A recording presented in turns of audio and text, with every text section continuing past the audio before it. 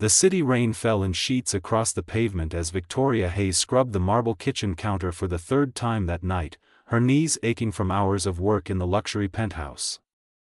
Her phone buzzed at midnight, and when she saw her mother's name flashing on the screen, her stomach tightened with familiar dread.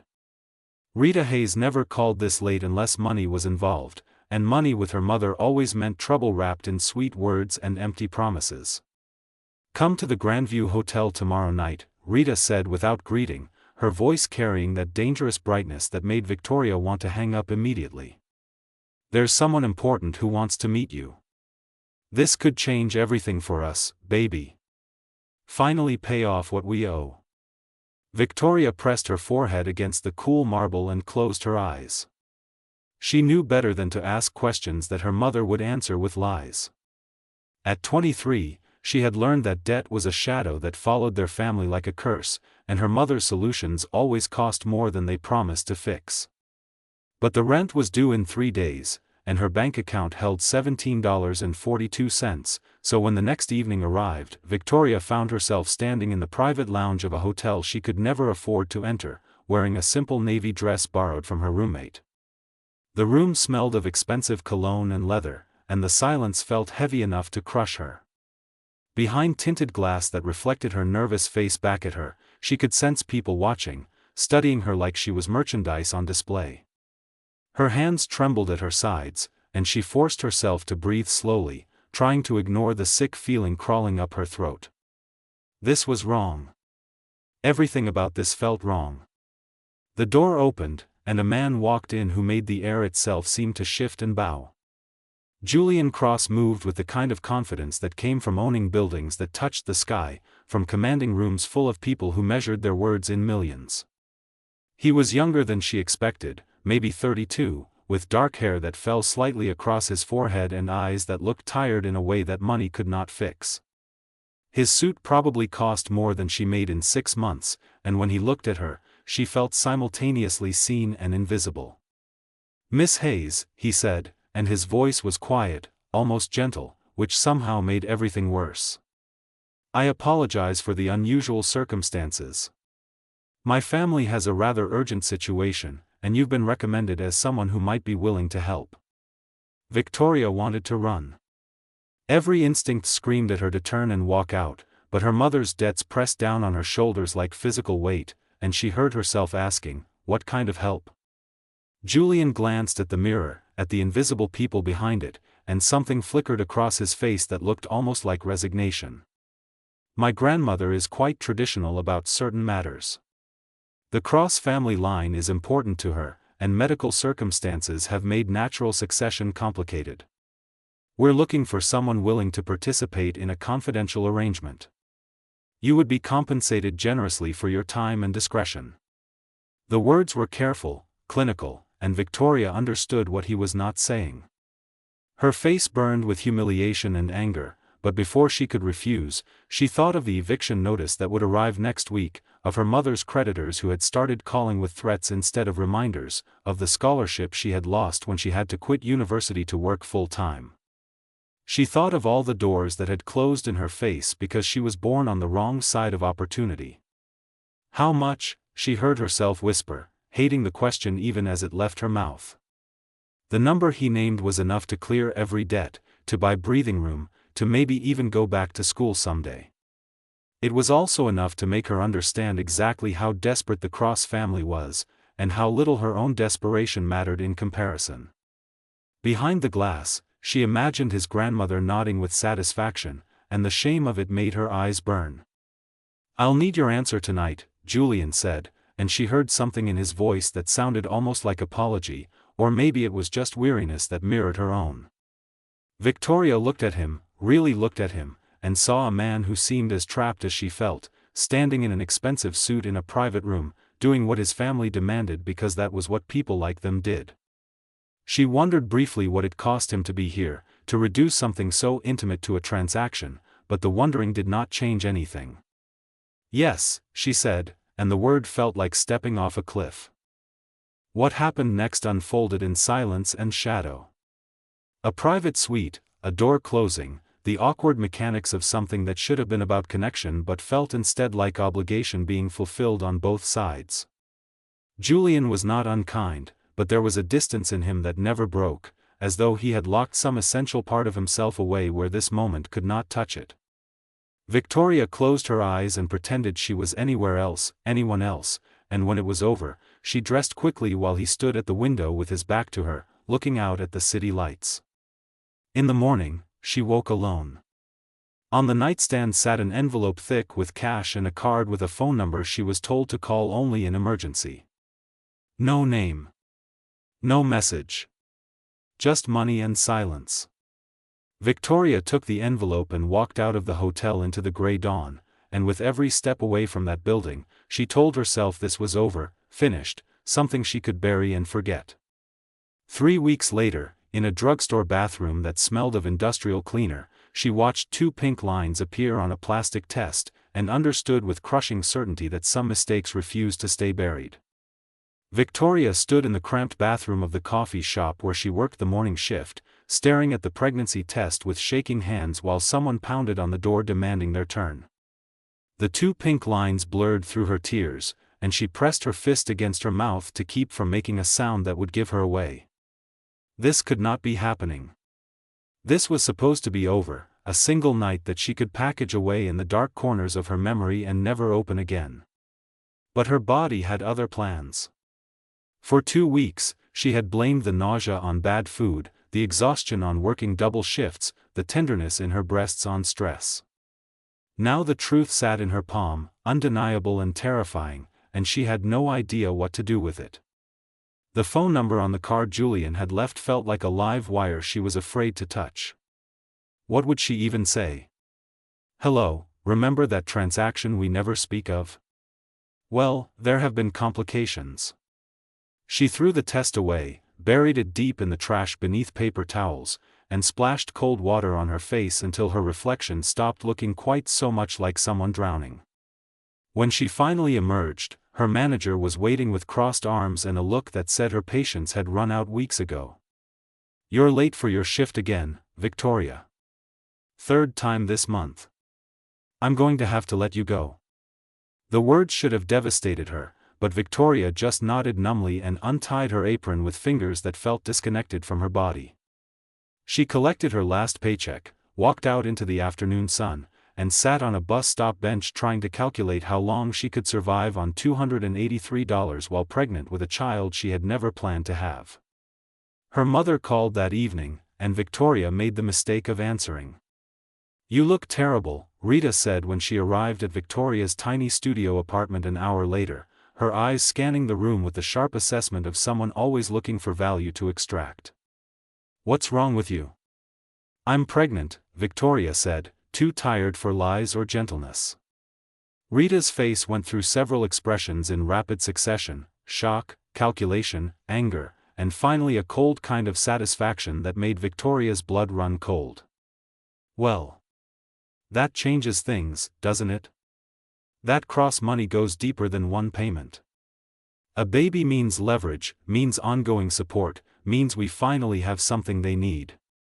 No, Victoria said, her voice stronger than she felt. This isn't about money. This is my life. My choice. Her mother's laugh was bitter and sharp. Your choice. You think you get choices? You think you can raise a baby in this? She gestured at the peeling walls, the broken blindness, the life Victoria had been barely surviving in. You'll come crawling back to them anyway, might as well do it now while you have something to bargain with. Get out, Victoria whispered, and when Rita did not move, she screamed it. Get out. Her mother left with a slam that rattled the windows, and Victoria collapsed on her second-hand couch, pressing both hands to her stomach where something impossibly small was growing, changing everything with every cell that divided. She had never felt more alone. Across the city, Julian Cross sat in his private office reviewing quarterly reports when his assistant knocked with unusual hesitancy. Sir, your grandmother has called an emergency board meeting. She's requested you come immediately. She said it's about the arrangement from 3 months ago. Julian's chest tightened. The arrangement. That night he had tried so hard to forget, the night that had felt like the final confirmation of everything the doctors had told him 5 years ago after the accident. You cannot have children. The damage is permanent. He had gone through with his grandmother's plan knowing it would fail, that it was theater designed to appease Evelyn's desperate need for legacy before she accepted the inevitable end of the Cross bloodline. The meeting room was already full when he arrived. His grandmother sat at the head of the table, flanked by Dr. Mitchell Stone and 2 other physicians Julian did not recognize. The screens on the wall displayed medical charts and genetic analysis reports that made his stomach drop even before anyone spoke. "Sit down, Julian," Evelyn said, and her voice carried a tremor he had never heard before, something between triumph and terror. Dr. Stone cleared his throat. 3 days ago, a young woman presented at County General with severe pregnancy complications. During her intake, routine genetic screening flagged an anomaly that triggered our private monitoring systems. The systems you authorized for tracking the arrangement. Julian's hands gripped the armrests of his chair. "What are you saying?" "She's pregnant," Dr. Stone said carefully. 18 weeks. With twins. And the genetic markers indicate with 99.7% certainty that you are the biological father. The room tilted. Julian heard the words but they made no sense, could not make sense, because 5 years of specialists and second opinions had all agreed this was impossible. "That's not possible." "You know it's not possible." "We thought it wasn't," another doctor interjected, a woman with kind eyes who looked at him like he was a miracle instead of a man whose world was fracturing. "But sometimes the body finds ways to heal that we don't fully understand. The damage from your accident was severe, but not absolute. Against all probability, some pathways must have regenerated enough to allow for conception. It's extraordinarily rare, but not unheard of." Julian stood abruptly, his chair scraping across the floor. "Where is she?" "Victoria." "Where is she?" "That's the problem," Evelyn said, her voice tight. "She's disappeared. Left her apartment 3 days ago and hasn't been seen since. We've had people looking, but she's gone off the grid entirely." The next 48 hours blurred together in a desperate search that pulled in private investigators, hospital contacts, and every resource the Cross Empire could mobilize. They found her finally through a clinic intake form at a free health center across the state line, where she had gone seeking prenatal care she could not afford. By the time Julian's team located the address she had listed, it was a shelter for women in crisis, and Victoria was already gone again. Julian felt something breaking open inside him, some wall he had built around the possibility of hope. For 5 years, he had mourned children he would never have, a future that ended with him. Now that future was walking around in the body of a woman he had spent one silent night with, carrying 2 lives he had never imagined possible, and she was running from him because she had every reason to believe he saw her as nothing more than a transaction. He found her on the 4th day, sitting on a bench outside a library, reading a book about pregnancy with one hand pressed protectively over her stomach. She looked thinner than he remembered, with dark circles under her eyes and a wariness in her posture that made him slow his approach, afraid of startling her into flight again. "Victoria," he said quietly, and she looked up with eyes that held equal parts fear and defiance. "I didn't call because I don't want your money," she said before he could continue. "I don't want to be bought or managed or turned into some problem your family needs to contain. These are my babies too, and I get to decide what happens next." Julian sat down on the bench, keeping careful distance between them. "I know. And you're right. The way my family approached this was wrong. The way I approached it was wrong. But Victoria, I need you to understand something." He took a breath that felt like stepping off a ledge. "The doctors told me I could never have children. For 5 years, I've lived with that certainty. And now you're telling me I'm going to be a father to twins, and I don't know how to process that except to say that this changes everything for me too." She studied his face, searching for lies or manipulation, and seemed to find only raw honesty. "What do you want from me?" I want to help. I want to make sure you have everything you need. I want to know my children, if you'll let me. But mostly, I want to do this right, whatever that means. Victoria looked down at her book, at the chapter about fetal development in the second trimester. I'm scared, she whispered. I don't know how to do any of this. Neither do I, Julian admitted. But maybe we can figure it out together. The Cross estate rose before Victoria like something from a different world, all stone and glass and careful architecture designed to announce power in every line. She stood at the iron gates with Julian beside her, a small overnight bag clutched in her hands, and wondered if she was making the biggest mistake of her life by agreeing to stay here during the high-risk phase of her pregnancy. But the shelter had no medical support, her bank account was empty, and her last visit to the clinic had revealed complications that made the doctors use words like bed rest and constant monitoring. My grandmother can be intense, Julian said as they walked up the curved driveway, and Victoria almost laughed at the understatement. But she'll keep her distance if I tell her to. This is about making sure you and the babies are safe. Nothing else. The front door opened before they reached it, and a housekeeper with silver hair and a warm smile welcomed them inside. The entryway was larger than Victoria's entire former apartment, with a chandelier that caught the afternoon light and threw patterns across marble floors that probably cost more than she would earn in a lifetime. She felt suddenly, crushingly aware of her thrift store clothes and scuffed shoes, of how completely she did not belong in this space. Evelyn Cross appeared at the top of the grand staircase like a queen surveying her domain. She was smaller than Victoria expected, elegant in a tailored suit with white hair pulled back in a severe bun, and her eyes held a sharpness that missed nothing as they traveled over Victoria from head to toe.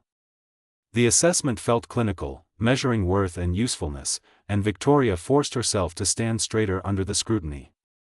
So you're the girl carrying my great-grandchildren, Evelyn said, her voice giving away nothing of what she thought about this fact. I'm the woman pregnant with Julian's children, Victoria corrected quietly, and saw something flicker in the older woman's eyes that might have been approval or might have been irritation. Julian's hand settled gently on Victoria's lower back, a gesture of support that sent warmth through her despite everything. Grandmother, Victoria will be staying in the East Wing. I've already arranged for Dr. Stone to visit twice weekly, and she's to have complete privacy unless she requests otherwise. Of course, Evelyn said, but her gaze lingered on Victoria with an intensity that suggested privacy would be a flexible concept in this house. We want only the best for the babies. The babies. Not for Victoria herself. The distinction was not lost on anyone in the room. The suite Julian led her to was beautiful in a way that felt almost aggressive, all cream walls and soft lighting and furniture that probably had historical significance. A four-poster bed dominated one wall, and French doors opened onto a private balcony overlooking gardens that stretched toward the horizon. Victoria set her bag down and turned to find Julian watching her with an expression she could not quite read. Is this too much? He asked. I can find somewhere else if you're not comfortable here. It's fine, Victoria said, though fine felt like an inadequate word for the strangeness of this entire situation. 3 months ago, she had been scrubbing floors.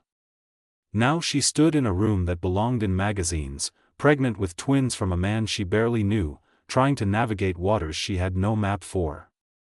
Julian hesitated at the door. I meant what I said at the library. I want to do this right. So if you need anything, if something doesn't feel right, tell me. Please. After he left, Victoria sat on the edge of the bed and pressed both hands to her stomach, where the twins had started moving in recent weeks, little flutters that felt like whispered secrets. What have I gotten us into? She whispered to them, and received a kick in response that made her smile despite everything. The first week passed in careful politeness and medical appointments that confirmed what Victoria already felt: her body was struggling with the demands of carrying 2 babies. Her blood pressure was climbing, her ankles swelling, and Dr. Stone used phrases like preeclampsia risk and possible early delivery that made Julian's jaw tighten every time. He started working from home, and Victoria would see him sometimes through windows, pacing while on phone calls, or sitting in the garden with his head in his hands when he thought no one was watching. They began having dinner together, awkward at first, then slowly easier as they learned to talk about safe things, books they had read, places they hoped to travel someday, what they remembered about being children themselves. Julian told her about growing up with the weight of expectations, about the accident that had nearly killed him and left him believing he would leave no legacy behind. Victoria talked about her father who had died when she was young, about the scholarships she had lost, about dreams that felt very far away now. "What did you want to be?" Julian asked one evening as they sat on the terrace watching the sun set. "Before all this?" "A teacher," Victoria said softly. "Elementary school. I wanted to be the person who made kids feel like learning could be an adventure, you know? Like the world was full of questions worth asking." She laughed, a little bitterly. "Seems silly now." "It's not silly," Julian said firmly. "And it's not too late. After the babies come, after things settle, if that's still what you want, we can make it happen." Victoria looked at him, at this man who kept surprising her with his gentleness despite coming from a world that seemed to value everything except gentleness. "Why are you being so kind to me?" "Because you're carrying my children," Julian said, then shook his head. "No, that's not all of it. Because you deserve kindness. Because I think maybe we both ended up in this situation trying to survive things we didn't choose, and maybe we can help each other survive what comes next." The moment stretched between them, charged with something Victoria was afraid to name, and then Julian's phone rang with an urgent tone that made him frown. He answered, listened, and his face went pale. "When?" he demanded, already standing. "How did they find out where she is?" Victoria's stomach dropped. "What's wrong?" Julian turned to her, fear naked on his face. "Your mother just arrived at the front gate with 2 men from the creditor agency she's been dealing with. They're demanding to see you. They're claiming you owe them money and threatening to go to the press about the pregnancy if we don't pay." The betrayal cut deeper than Victoria expected, though she should have known better than to think Rita would simply disappear. Of course her mother had been watching, waiting for the right moment to extract maximum value from her daughter's situation. "I don't owe them anything. Those are her debts, not mine." "It doesn't matter," Julian said grimly. "The threat of publicity is enough. My grandmother is probably already drafting settlement offers." He looked at Victoria, and she saw him making some decision in real time. "Unless you want to face them. Tell them yourself that they have no claim on you." Victoria stood, her hands instinctively protective over her stomach. "If I do that, my mother will make this ugly. She'll say terrible things." "Probably," Julian agreed. "But she doesn't get to control your life anymore. Neither does my family, for that matter. You get to choose what happens next, Victoria."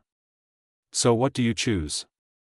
Victoria thought about all the times she had bent herself into shapes that pleased other people, all the ways she had made herself small to avoid conflict or judgment. She thought about the twins growing inside her, and what kind of mother she wanted to be for them. "I choose to tell them to leave. And to mean it this time." They walked to the front gate together, and Victoria saw her mother's face through the bars, that familiar mixture of false sweetness and calculating anger. Rita started talking immediately, her voice pitched to sound wounded and desperate for anyone who might be listening. "Baby, I've been so worried about you. These men say you signed papers, and now they're saying terrible things about taking legal action. I told them my daughter would never abandon her obligations, that you'd want to do the right thing." "I didn't sign anything," Victoria said clearly, her voice steadier than she felt. "Those are your debts, your obligations. I'm done carrying your choices, Mother. Go home. Leave me alone." Rita's mask cracked, revealing the fury beneath. "You ungrateful little witch. After everything I've done for you? You think you're better than me now because you're playing house with a billionaire? You're nothing but a paid whore who got lucky with a pregnancy test." The words were designed to wound, and they succeeded. Victoria felt tears burn her eyes, but she held her ground. Julian's hand found hers, steady and warm, and his presence beside her felt like armor. "That's enough," he said, his voice carrying a cold authority that made even Rita pause. "Security, please escort these people off the property.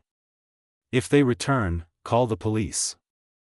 As the gates closed and Rita's shouting faded into the distance, Victoria felt something break open inside her chest, some old knot of obligation and guilt finally coming undone. She turned to Julian and found him looking at her with something like admiration. "That was brave," he said softly. "That was terrifying," Victoria corrected, but she was smiling through tears. "Thank you for standing with me."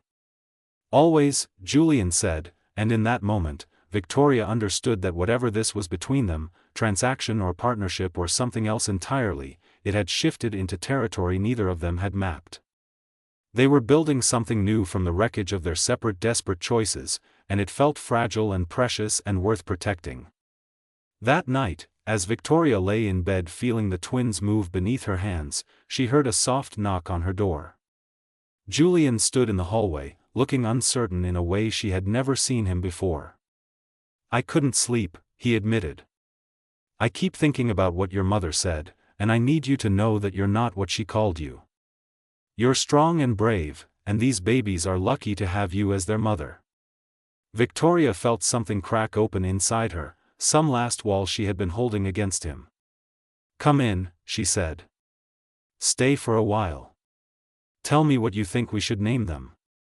Julian sat beside her on the bed, and they talked through the night about names and fears and hopes, and somewhere in those quiet hours, they stopped being strangers bound by obligation and became something more, two people learning to navigate an impossible situation by choosing each other, one small moment at a time. When dawn came through the windows, Julian had fallen asleep in the chair beside her bed, and Victoria watched him breathing in the early light, and thought maybe, just maybe, this could become something beautiful after all.